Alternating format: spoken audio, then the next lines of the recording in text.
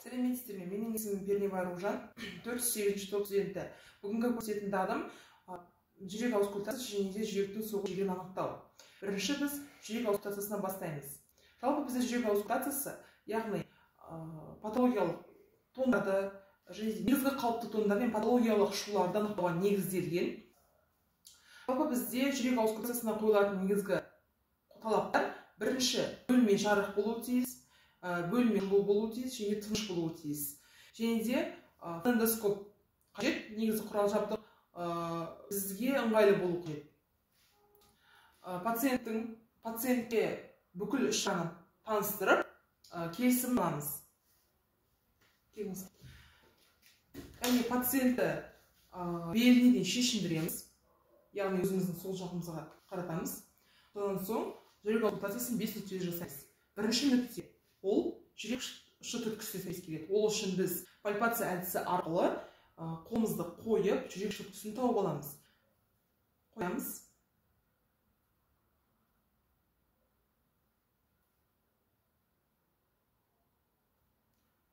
Яғни 5-ші қабырға аралықта сол жақта линия медиа клавикуларистан 1,5 см ішке, сол жақта 5-ші қабырға аралықта анықталады.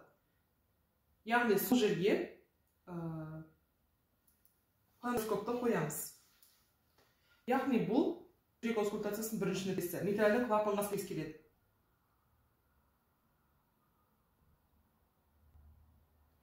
Бұл жерде бірінші тонның басым болуы байқалады. Екінші, біз екінші қабырғаға сәйкес келеді. Яғни оң жақта төстік линия парастерналис сызығы бойымен бірінші қабырғалы, екінші қабырғаға сәйкес келеді.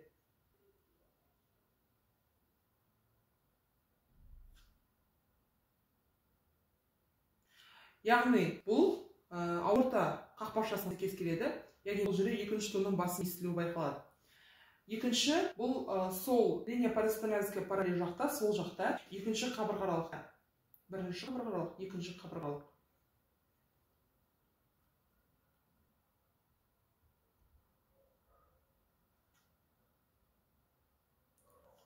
Яғни бұл өкпе сабауының қақпақшасына сәйкес келеді. Бұл жерде екінші тонның басым болуы байқалады. Одан кейін үшінші нүкте бізде трикуспидальды клапанның бұл 70 тәрізді мүсіндін тауып аламыз. Сол жерден кішкене ішке, сол жаққа қоямыз. Яғни бұл жерде бірінші тонның басым болуы байқалады. Одан кейінгі бізде 5-ші нүкте бұл Боткин нерв нүктесі. Боткин нерв нүктесі сол жақта бірінші қабырғалық, екінші, үшінші қабырғалық, үшінші қабырға мен төртінші қабырғаның бекіген жеріне сәйкес келеді.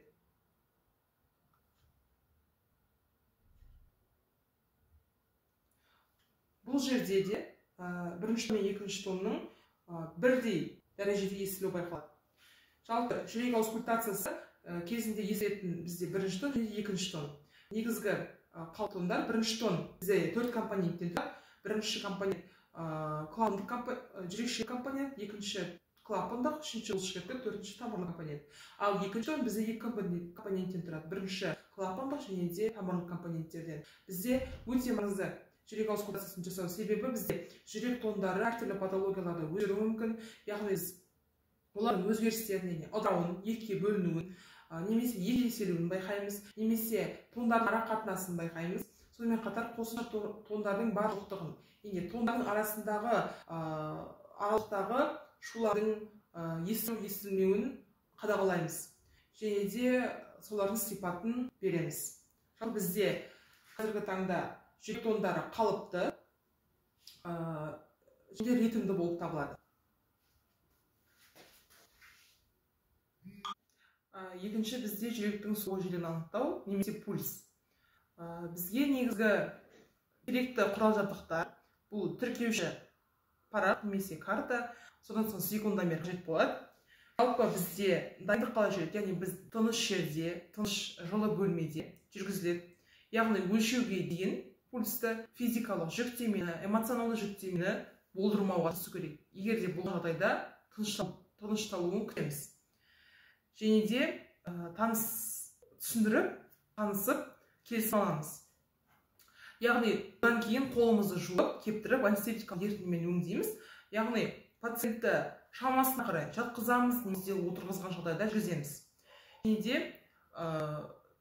Енді біз білектен кәрі жілік, білезік буынынан жүргіземіз.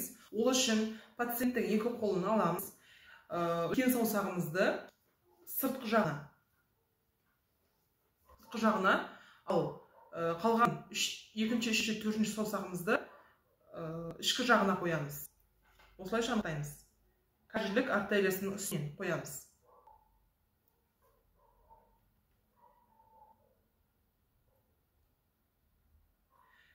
Яғни 3 цикл өткенше жүргізу керек.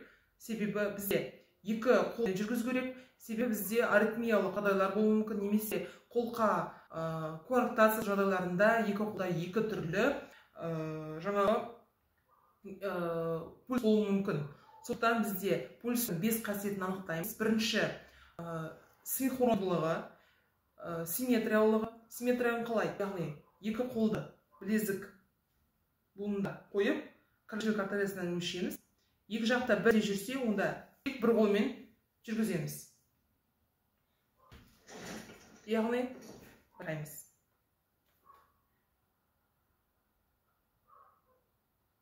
Яғни ритмділігін, сонымен қатар жиілігін, кернеулігін, толымдылығын анықтаймыз. Толымдылығы қалай анықталады?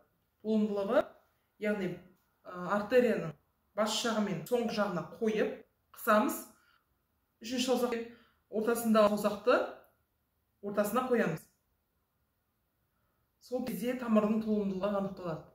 Қалыпты жағдайда тамырдың толымдылығы орташа болу қажет, кернеулігі де орташа. Жиілік санау мақсатында секундомерді алып, бізде 1 минутта өлшейміз, немесе 10 секундта, немесе жарты минутта өлшеп бағалаймыз. Яғни 1 минутта өлшегенде қалыпты жағдайда 60-90 рет болу керек, ал 30 секундта өлшеген кезде, яғни сол шыққан мәнді 2-ге көбейтеміз де шығарамыз.